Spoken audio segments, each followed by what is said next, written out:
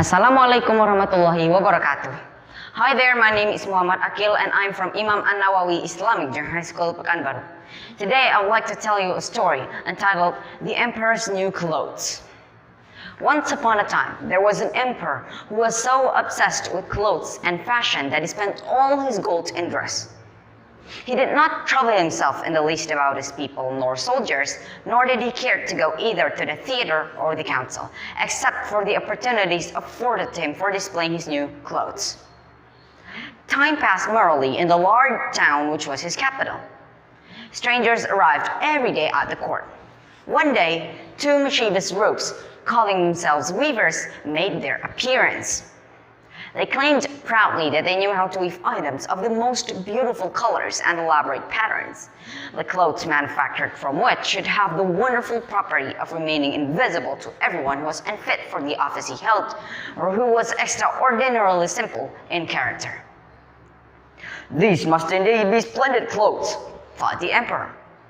"Had I such a suit, I might at once find out what men in my realms that are unfit for their office, and also be able to distinguish the wise from the foolish. This item must be woven for me immediately." And he provided them with large sums of gold so that they might begin their work. So the two pretended weavers set up two looms and affected to work very busily, though in reality they did nothing at all. They asked for the most delicate silk and the purest gold thread, put both into their own knapsacks, and continued their pretended work until late at night. "I should like to know how the weavers are getting on with cloth," said the emperor. However, he was rather embarrassed when he remembered that a simpleton or one unfit for his office would be unable to see the manufacture. To be sure, he thought he had nothing to risk in his own person, but yet he would prefer sending somebody else to bring him information about the weavers and their work before he troubled himself in the affair. All the people of the city had heard of the wonderful property the cloth was to possess, and all were anxious to learn how wise or how ignorant their neighbors might prove to be. "I'll send my faithful old minister to the weavers," said the emperor at last after some deliberation. "He will be best able to see how the cloth looks, for he is a man of sense, and no one could be more suitable for his office than he is." So the old minister went into the hall where the knaves were working with all their might at their empty looms. "What?" thought the old man, opening his eyes very wide. "I cannot see the least bit of thread on those looms." However, he did not express his thoughts aloud. The impostors requested him very courteously to come closer to their looms and asked him whether the design pleased him, at the same time pointed to the empty frames. The poor old minister looked and looked, yet he could not discover anything on those looms, and for a very good reason. There was nothing actually there.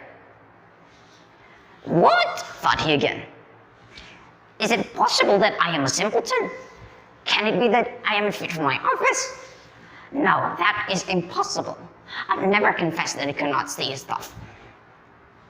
"Well, sir minister," said one of the knaves, still pretending to work, "you do not say whether this stuff pleases you."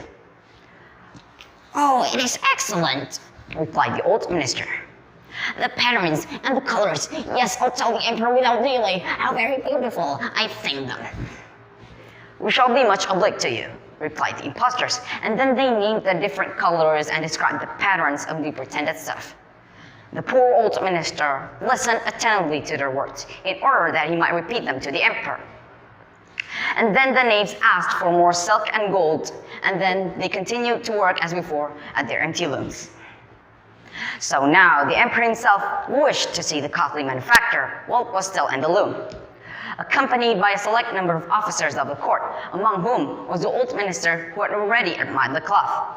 They went to the crafty impostors who, as soon as they were aware of the emperor's approach, went on working more diligently than ever. However, they still did not pass a single thread through the looms. "Is the work not absolutely magnificent?" said the old minister. "If your majesty will only be pleased to look at it. What a splendid design, what glorious colors!" "Truly," thought the emperor, "I can see nothing. This is preposterous. I am not a simpleton, nor am I unfit to be an emperor," he thought angrily. "Oh, the cloth is charming," said he aloud this time. "It has my complete approbation." He smiled most graciously and looked closely to the empty looms. He would never say that he couldn't see what the old minister had praised so much. "How beautiful!" the other officers yelled as his emperor was in his pretended admiration. "Magnificent, charming, excellent," resounded on all sides. The next day was the day of procession, and the two rogues pretended to roll the cloth up the looms, cut the air with their scissors, and sewed with needles without any thread in them. "Behold," they finally cried, "the unrivaled beauty of the emperor's new clothes! If your imperial majesty will be graciously pleased to take off your clothes, we'll fit on the new suit in front of the looking glass." So the emperor was accordingly undressed, and the two rogues pretended to array him in his new suit. "How splendid his majesty looks!" cried everyone out. "These are indeed the royal robes."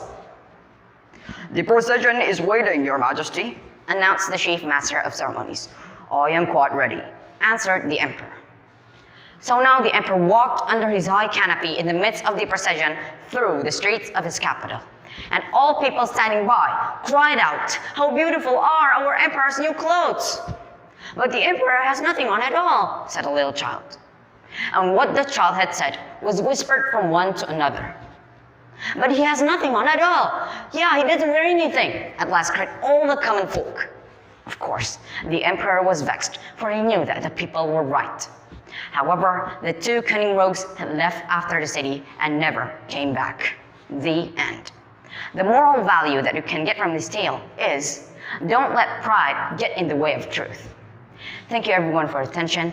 Have a nice day. Assalamualaikum warahmatullahi wabarakatuh.